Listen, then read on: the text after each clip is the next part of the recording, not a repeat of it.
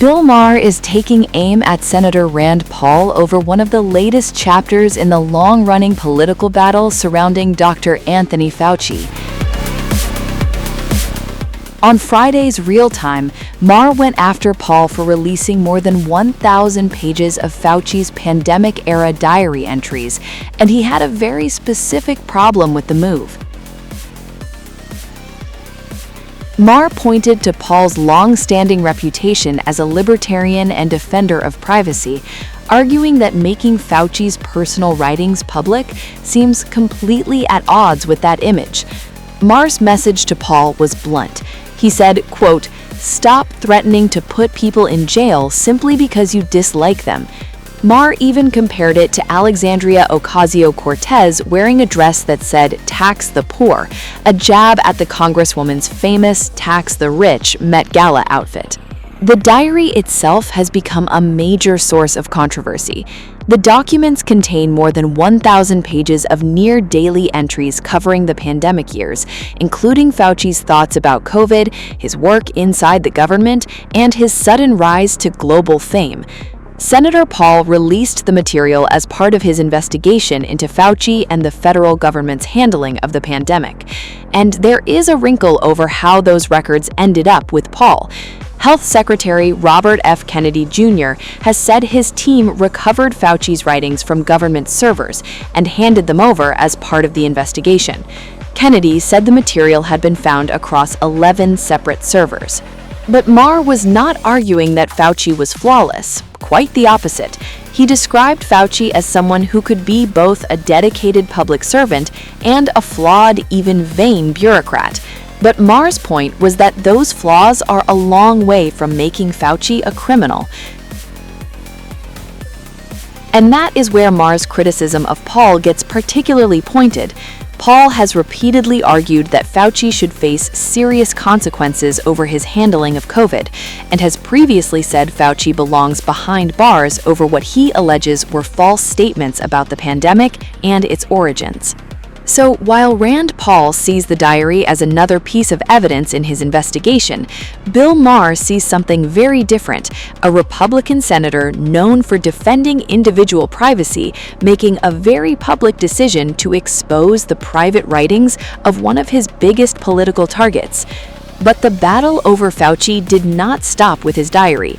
Just one day earlier, the Senate took its confrontation with the former top health official even further, voting to hold Dr. Anthony Fauci in contempt of Congress and refer the matter to the Justice Department for potential prosecution after he refused to answer questions at a hearing focused on his handling of the COVID-19 pandemic. And that latest vote brings back another controversial chapter in Fauci's congressional testimony, his repeated decision to invoke the Fifth Amendment when questioned by lawmakers. He then turned the senator's own political brand against him, essentially arguing, quote, "Rand, your entire identity is built around privacy, the Fourth Amendment, and fighting government overreach. So how does releasing someone else's personal diary fit into that?" And these are important questions the American people deserve to know. Dr. Fauci, have you been read into any classified Department of Homeland Security program, any prospective special access program concerning gain-of-function research? On the advice of counsel, I respectfully decline to answer based upon my rights under the Fifth Amendment of the Constitution. But the attorneys are not recognized. In fact, the attorney was told not to sit at the table, and he's not obeying that recommendation. There's a row behind you, sir. That's where you were told to sit, and you're not. And now you're disrupting the proceedings. And so, look, this is the way Anthony Fauci wants to be remembered, for a lawyer not listening to the rules. That's the way you want to be remembered, and that's what you're going to do. You are not recognized, sir. Security, please remove him from the room. In no courtroom in America can you have your witness plead the Fifth Amendment, then your attorney gets to testify.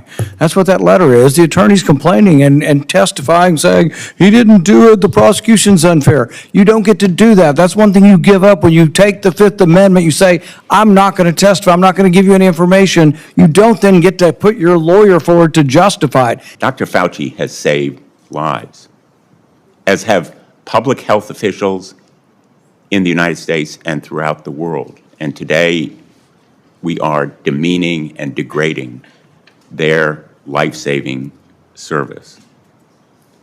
Republicans are eager to rebrand you as a villain in order to distract from their own failure to protect Americans from soaring health care costs. And it is unfortunate that you have been put in the position that you are in today.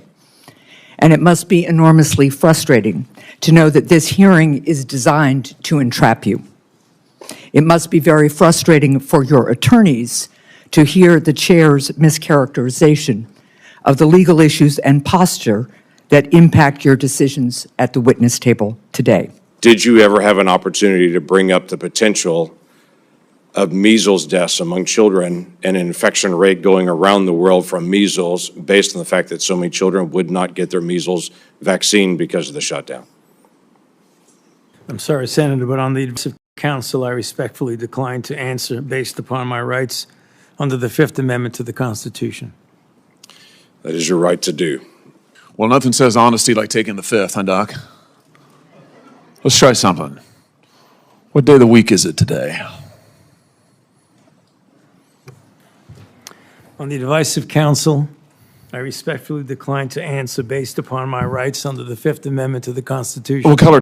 Dr. Fauci, I wanted to hear perhaps an apology, perhaps some semblance of being sorry for what happened or that judgment errors were made. We didn't hear any of that.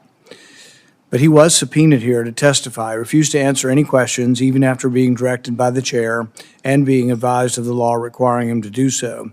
He has cited a privilege that is unsupported because of his blanket pardon and because he waived the privilege by testifying at the start.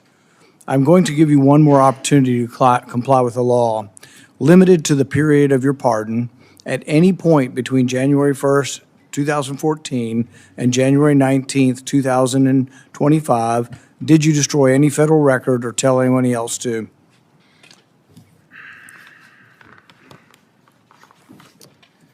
Under the advice of counsel, I respectfully decline to answer based upon my rights under the Fifth Amendment to the Constitution. Given that you have a unlimited presidential pardon, what is your specific objection that you are making?